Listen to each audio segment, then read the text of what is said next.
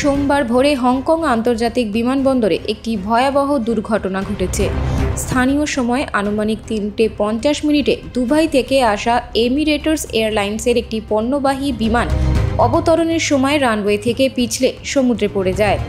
অবতরণের সময় বিমানটি বিমানবন্দরে দাঁড়িয়ে থাকা একটি গাড়িকে সজোরে ধাক্কা মারে।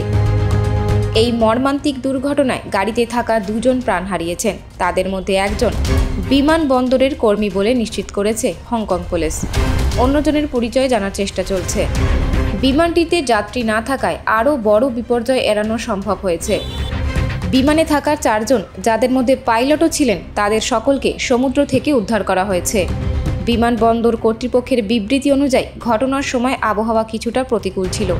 অবতরণের সময় বিমানটি নিয়ন্ত্রণ হারিয়ে রানওয়ে থেকে ছিটকে গিয়ে দুর্ঘটনার কবলে পড়ে।